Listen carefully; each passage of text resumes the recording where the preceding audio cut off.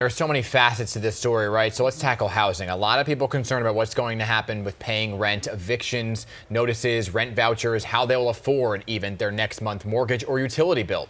As of Monday the 16th, evictions, they are not allowed to take place. That's big. But there are certain concerns now about the April 1st deadline approaching for rent. So Ava Farkas, executive director from Metropolitan House Council, joins us now to try to walk us through how this is going to play out. So for people who are concerned about not getting a paycheck and having the rent come up, what are you telling them?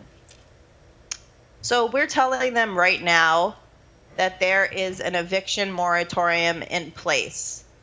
What does that mean? Eviction moratorium, well, this means that as of 5 p.m. Monday, all eviction proceedings pending eviction orders are suspended statewide until further notice. And so what that means in actuality is that no eviction cases can move forward, no evictions can happen by a marshal, and courts that hear eviction cases are closed.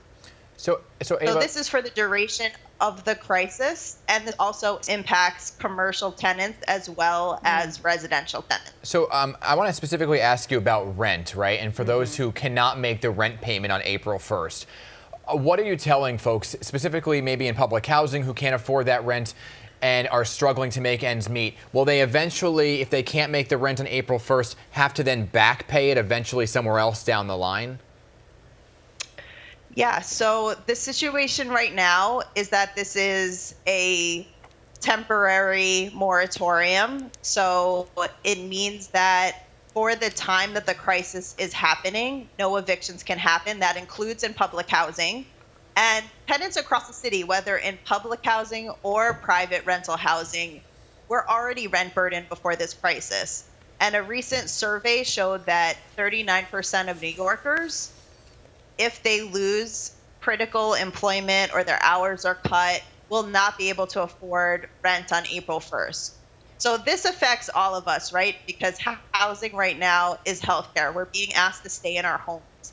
And so we believe that this is an important right that needs to be put before the profit that landlords should earn. Right, it's a great step, but let me get to Dan's point yet again. So at the end of this, as we look forward, right, is there going to be a big lump sum that they're going to have to tackle, or have you guys started to think about that on the back end of this?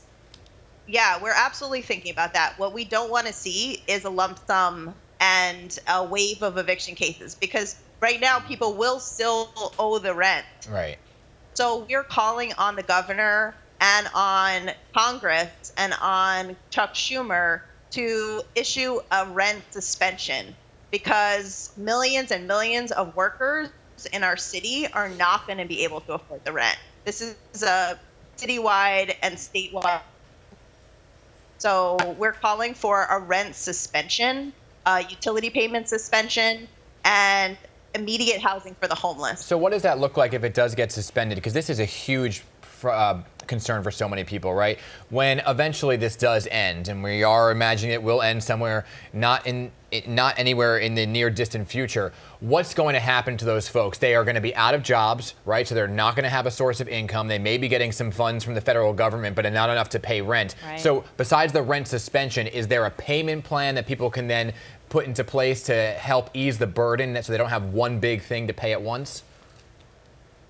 Well, that's what we're fighting for. We're essentially fighting that there would be rent forgiveness, and so that the governor and our elected officials could decide that people never have to pay that rent back. That is exactly what we're fighting for. All right, but should you be responsible at the same time and tell people if you can pay your rent, it's in your best interest to do so because you don't want to be hit at the end? I don't want the message to get out there, hey, you're rent free for an indefinite amount of time, and people take that to heart, and then at the end they're hit with something that they can't afford in a lump sum.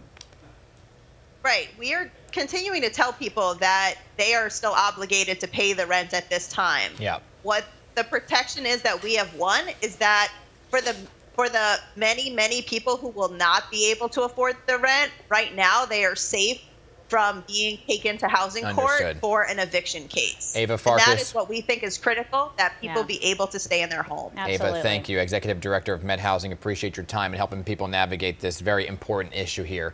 9:21.